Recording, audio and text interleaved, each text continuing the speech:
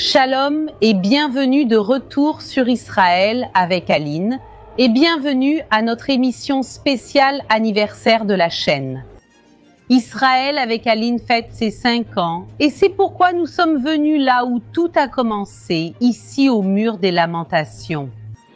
Et aujourd'hui, nous allons vous révéler des informations inédites sur une fouille archéologique secrète et illégale qui a eu lieu à l'intérieur du mont du Temple et qui cherchait à trouver l'Arche d'Alliance.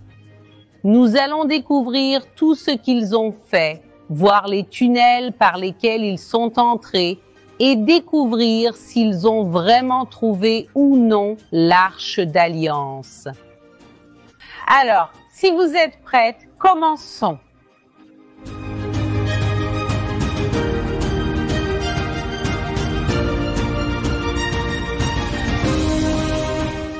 L'histoire de cet endroit commence il y a 3800 ans, quand tout ceci n'était qu'une zone dégagée. Et ce qu'on pouvait voir ici, c'était une colline, appelée le mont Moria. Et justement, celui qui vient en ce lieu, c'est notre patriarche Abraham, et il vient ici pour sacrifier son fils Isaac. Et en raison de l'importance de ces événements, c'est précisément ce terrain que le roi David achète pour son fils, le roi Salomon, afin qu'il construise ici le grand temple de Salomon.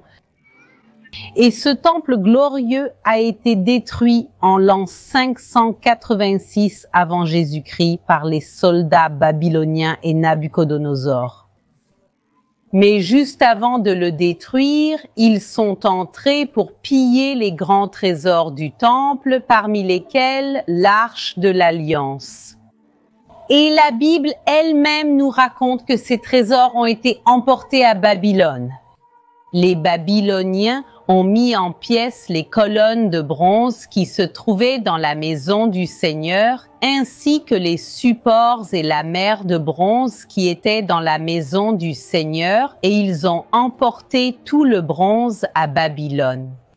Ils ont aussi emporté les casseroles, les pelles, les mouchettes, les bassins, les encensoirs et tous les ustensiles de bronze avec lesquels on officiait.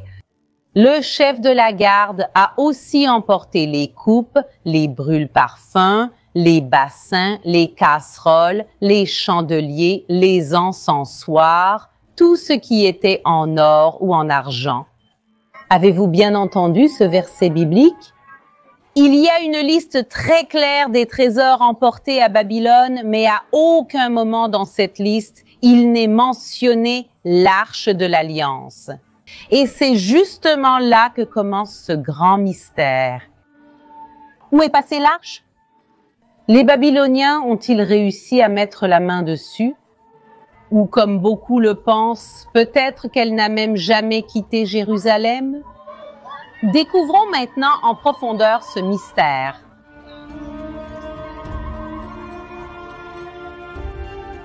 Il existe de nombreuses théories sur l'emplacement de l'Arche d'Alliance.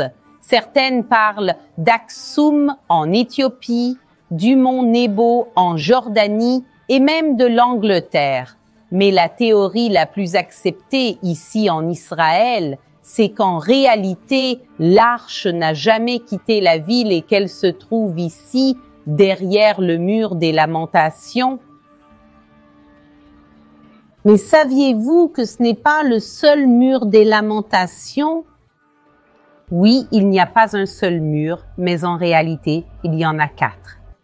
Découvrons ensemble cette histoire en profondeur et voyons son lien avec l'Arche. Venez avec moi.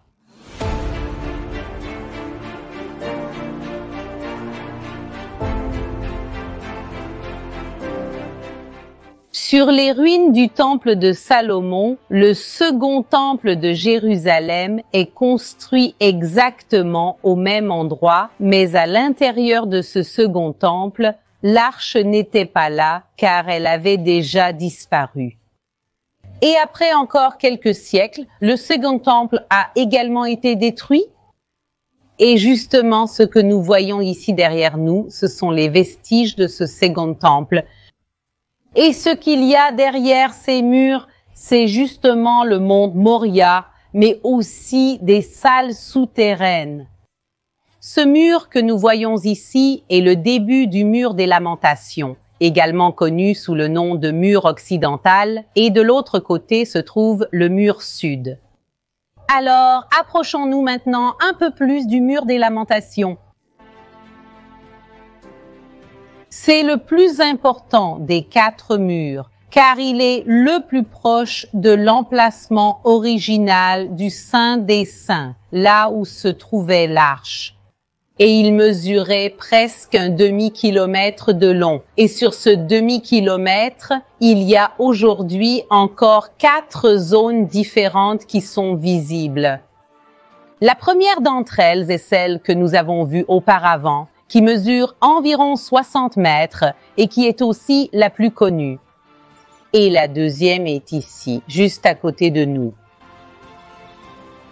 Plus de 600 ans après la destruction du deuxième temple de Jérusalem, pour la première fois, cette région est conquise par les musulmans et ils montent sur le mont du Temple, exactement au sommet du mont Moria, l'endroit où se trouvait l'arche, et ils y construisent le dôme du rocher, la coupole dorée, et depuis lors, ils interdisent l'entrée sur le mont du Temple. Et quand je dis à l'intérieur, je veux dire dans les salles souterraines et partout derrière le mur des Lamentations. Et c'est pourquoi, pendant des siècles, personne n'a pu entrer dans cet endroit. Jusqu'à ce que Walter Gil Velos, un érudit de la Bible d'origine scandinave, pense avoir déchiffré l'endroit où l'arche d'alliance était cachée. Et c'était où? Dans un tunnel ici à Jérusalem, sous le mont du Temple. Et il présente ses recherches à Parker. Montagu Parker était un officier de l'armée britannique et un passionné d'archéologie. Ils unissent leurs forces et préparent une expédition pour fouiller en Terre Sainte. Et ils embarquent, mais pas pour Jérusalem, mais pour Istanbul, car à cette époque, Jérusalem et toute la région appartenaient à l'Empire ottoman turc. Là-bas, ils rencontrent quelques officiers et, en payant l'équivalent de plus de 80 000 $, ils obtiennent une autorisation spéciale pour fouiller dans certaines zones de Jérusalem, mais pas partout. Et une partie de cet accord qu'ils ont conclu, c'est que 50%, la moitié de tout ce qui serait trouvé, tous les trésors, y compris les trésors de Salomon, seraient remis à ces mêmes officiers. Et avec ce document, cette autorisation partielle, ils embarquent sur un navire en direction de la côte d'Israël. Ils accostent en 1909 au port de Jaffa. Cependant, ils sont empêchés de descendre du navire, car à ce moment-là, une épidémie venait de commencer, une peste. Il y avait ici la peste bubonique qui se propageait librement, et c'est pourquoi ils ont dû attendre à l'intérieur du navire jusqu'à ce que cette épidémie passe. Et là, enfin, ils ont pu descendre et venir à Jérusalem pour commencer à mettre la main à la pâte et à fouiller les souterrains.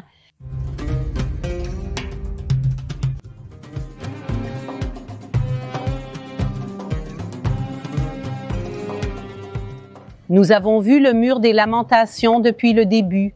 Nous avons vu ici la partie traditionnelle qui est la plus célèbre. Et maintenant, nous allons entrer par ces portes en verre et de là, pénétrer dans les souterrains.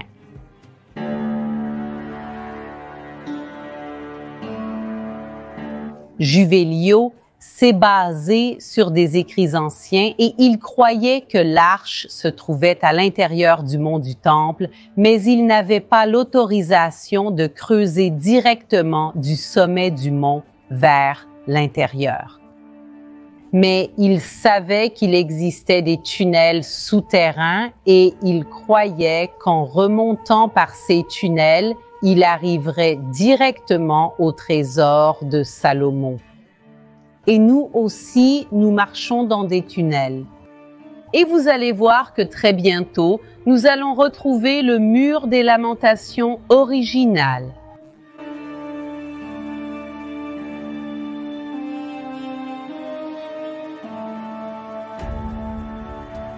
Ce que je veux vraiment vous montrer est ici. Venez avec moi.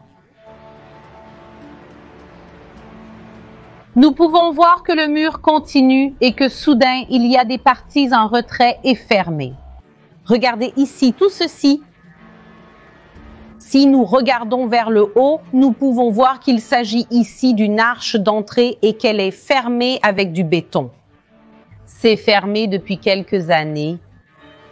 Et tout cela ici était l'une des entrées des tunnels qui donnaient accès au mont du Temple. Et à côté de cette entrée, nous pouvons voir là-bas au fond quelques personnes en train de prier.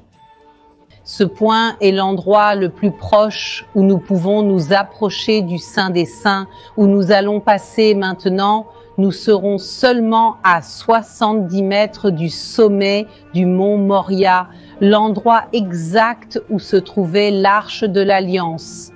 Venez avec moi.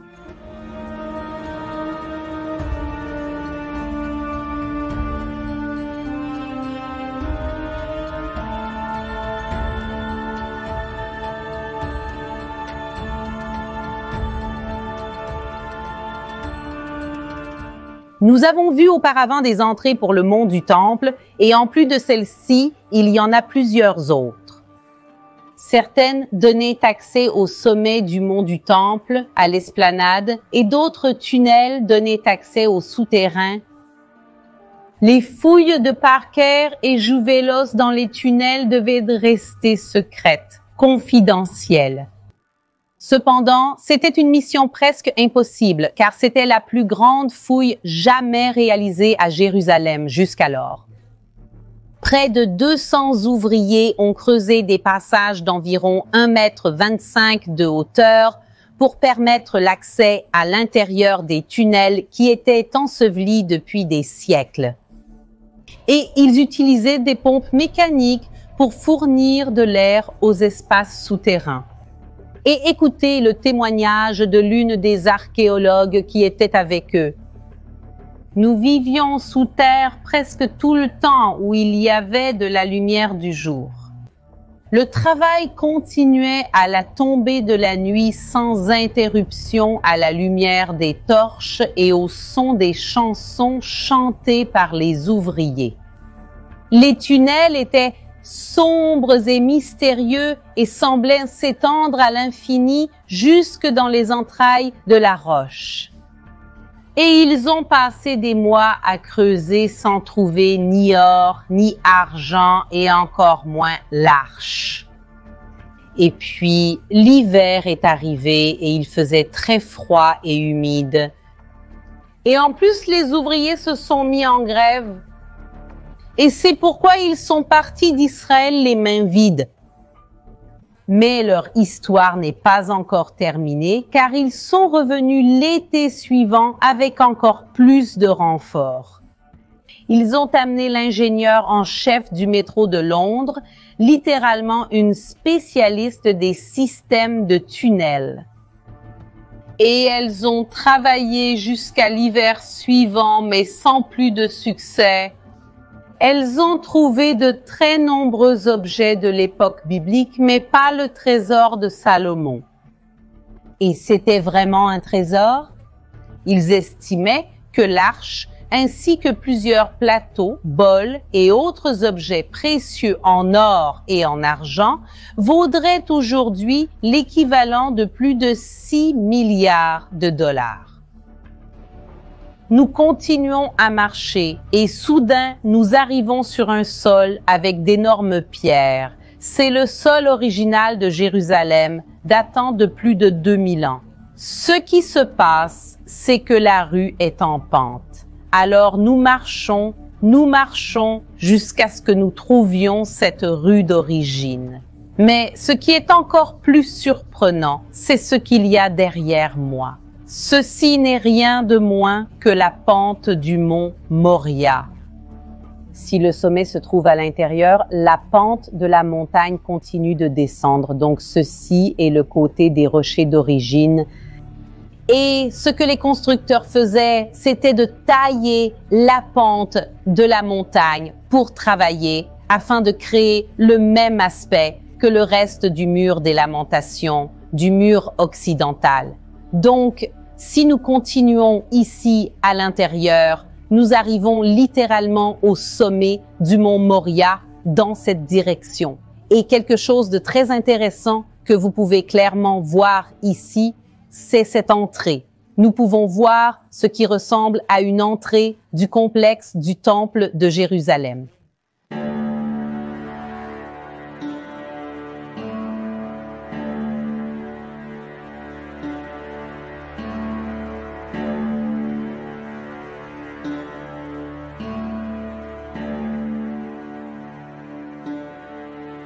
Ce que nous allons faire maintenant, c'est monter, sortir des profondeurs ici des tunnels, aller vers la lumière et découvrir ce que cette expédition a réellement trouvé lorsqu'ils sont entrés dans la zone où il est interdit de creuser.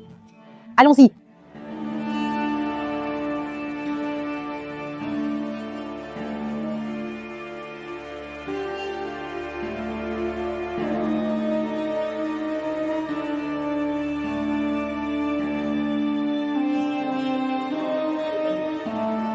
Nous pouvons même voir ici cette plaque où il est écrit « Le petit mur des Lamentations ». Venez avec moi.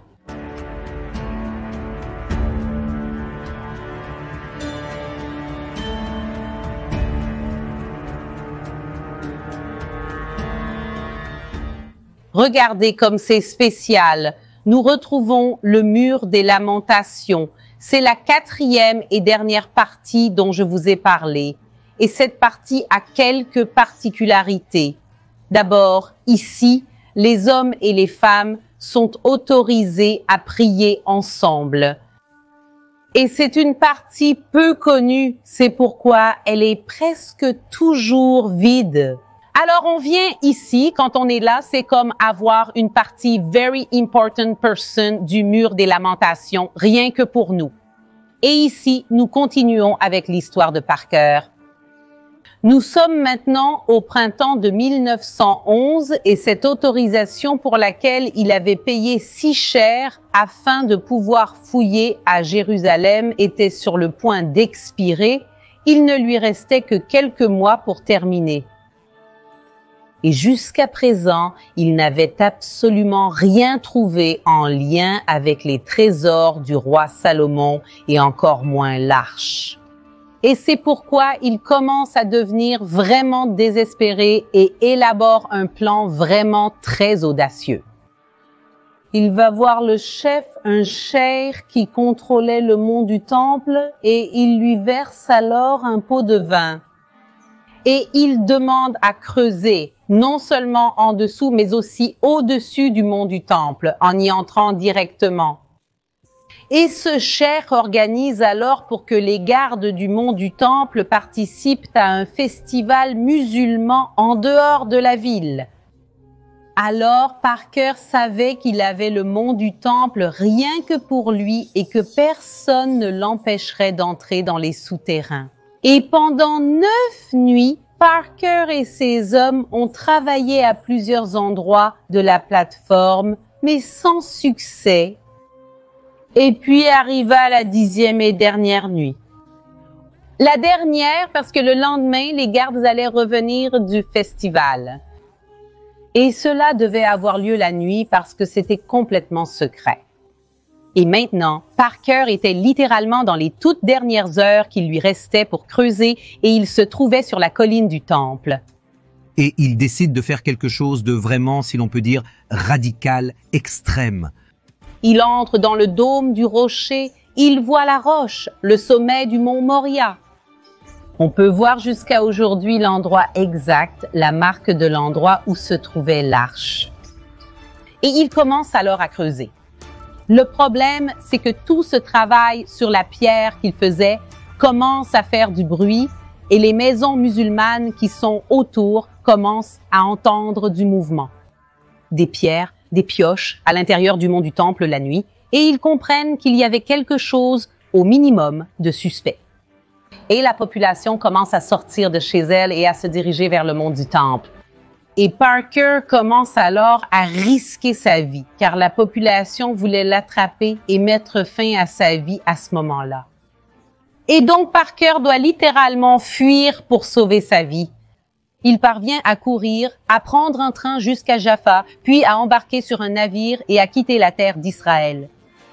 Et il part les mains vides. Il est la personne qui s'est approchée le plus près de l'emplacement de l'Arche d'Alliance depuis sa disparition il y a 2600 ans. Pourtant, alors même qu'il s'est approché si près, il n'a pas réussi à entrer dans l'endroit pour voir si l'Arche d'Alliance s'y trouve vraiment ou non. C'est pourquoi, jusqu'à aujourd'hui, la population de Jérusalem et d'Israël croit que l'endroit le plus probable où se trouve l'Arche d'Alliance est justement derrière ces pierres, dans ces tunnels secrets, dans ces salles souterraines. Et le mystère continue. Il se peut que l'arche soit ici à quelques mètres de nous, mais il ne nous reste vraiment qu'à rêver qu'un jour des archéologues puissent à nouveau entrer dans cet endroit et peut-être réussir à prouver ce que Parker n'a pas pu. Et dans ce même endroit où j'ai enregistré la première vidéo ici sur la chaîne il y a 5 ans, je suis tellement heureuse de pouvoir revenir. Et je n'ai vraiment qu'à vous remercier tous pour tout le soutien, toute l'affection, tous les messages, tous les commentaires, parce que c'est vraiment incroyable tout ce qui s'est passé dans ma vie au cours de ces 5 dernières années et c'est vraiment grâce à vous. Je veux aussi faire un remerciement spécial à Moti qui est ici derrière la caméra. Depuis le début, tout au long de ces 5 années, à mon père, à ma mère, à tous ceux qui nous soutiennent vraiment depuis le début dans ce projet. Alors je vous souhaite à tous une excellente journée, un dimanche béni et on se retrouve la semaine prochaine.